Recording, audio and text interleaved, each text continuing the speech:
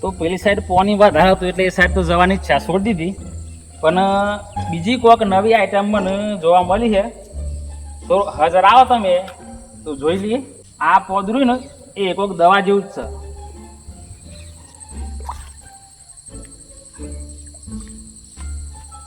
તો આનું પોદું જોયા પછી મને એવું લાગે છે ને કે આ પોદું નક્કી શેઘોરું કહેવાય ને, શેઘોરું જે શેઘોરું આવે બજારમાં મળે, આ શેઘોરનો વેલો હા પાછળ માટલો પણ કૂદ છે એટલે મને સીટું બે હારી કોઈ મોટું હોય તો મને લઈ જાય પાછું.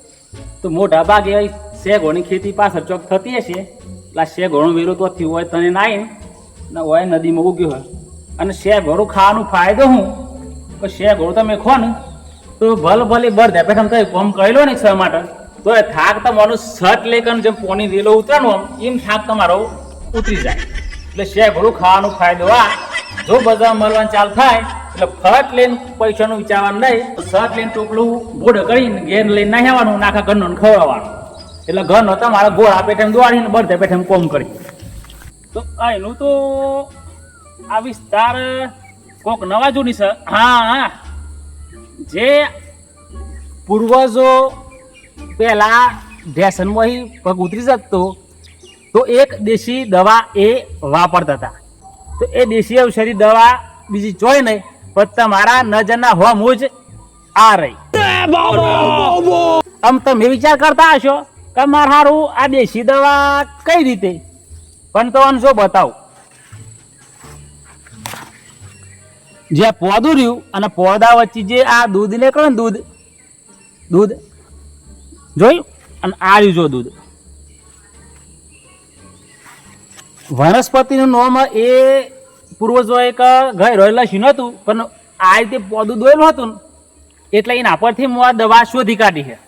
તો આ દવા એવી છે ને કે આનું જે દૂધ આવે ને એ દૂધ તમે એકવાર ઢેચણ પર લગાવી દો ને તો તમારો ઢેચણ ભલે જૂનું દુઃખ હોય ને એ પણ ખાલી 5 મિનિટમાં આરામ મળી જાય.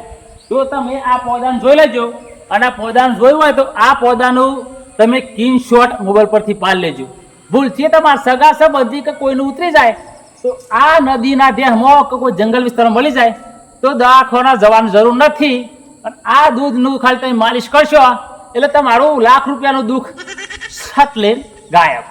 કોમ ફરવા જઈએ તો લવું પડશે એટલા માટે નાવાથી કૂદી જ જઈએ એટલે અત્યારે તમારા જોડીએ.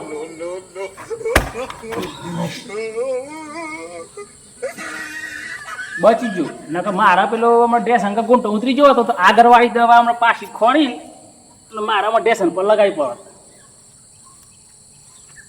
સાઈડ કોઈક જનાવર તો દેખાય છે, એ હું જનાવર હ એ આપણે જોઈ લઈએ અને બનો તો પેલી સાઈડ જઈએ.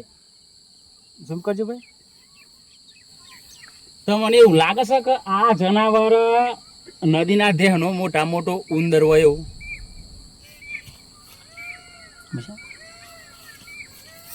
આવું જમાટ કામ તો મને એવું લાગે છે કે આ નદીના દેહનો મોટો ઉંદર નહીં હોય તો આ ઉંદરો કમસે કમ વધારે નહીં પણ 70 થી 80 કિલોના ઉંદર જે તમે મારી હોમ તમે જોઈ લો. તો આપણે દૂરથી તો થોડું ઓછું દેખાય છે તો ચલો આપણે હાજર થઈને જોઈએ કે આ 70-80 કિલોનો ઉંદર અહીં નદીના દેહમાં શું કરે. ચલો મારી પાછળ ફટાફટ. પેલી સાઈડ મોટો 70-75 કિલો ઉંદર હતો એ તો મનમાં બતાવ્યો હતો. જૂઠું ના બોલતા હા, સાચી વાત હતી, પાક્કોઈ વાત હતી. પણ મારા એ જ્યાં પહેલાં એ ઉંદરો એથી ભાગીને જતી રહ્યો એટલે કશું વાંધો નહીં, આપણે બીજું કોક ખોડીએ મળી જાય તો.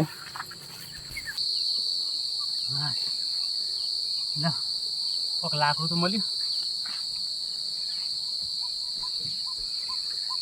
એનો આ માટી વાળો વિસ્તારથી હેડવાનું તો બહુ કાઠું પડે હે, થાકે વધારે લાગે. હા બહુ ચડી ગયું મને તો. ચંગર યાર આવું હેડવાનું હા ની તકલીફ તો થાય જ ને. થોડું આગળ જઈએ. આમાં ફરવું ના કરે શાંતિથી ઘેર બેરો આગળ પડે.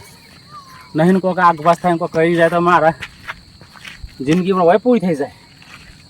તો આ વિસ્તારમાં તો મને કોઈ જોવા તો નહીં મળે, કેમ કે હોય માણસોની કોઈ સંભાવના જ નહીં હોય. એટલું હું એટલું આટલામાં એટલું હું ફરું. હા ચોથી આવી ગઈ વિડીયો બગાડે. બેરી ટોટેમ બોટે ફરી ગયા. આ અનાવા ઢે ખાડા ને આ અનાવા માટીને ઢેપો એ મોથે નહીં કરું કોઈ નો સોળ ખેલ નહીં. આ તો જેમ તેમ કરી બહાર આવ્યો. ના આવ્યો તો હમણાં આ દુનિયામાં ફરતી બહાર હોતી નહીં. પણ આમ પાછળ તો જુઓ તમે, ખાલી આ સીન તો જુઓ. આ સીનમાં હું અંદર જઈને આઠીઠ અંદર આમ જેમ તેમ કરીને ઘેર તો જવું પડે. કોક ભાઈ તો આવા આટલો બહુ કરીએ તો ઊભી રહે, તેના પાછળ બેસી જઈએ, આ દે જે પોસ પછી લે ઘેર તો મેલી જશે.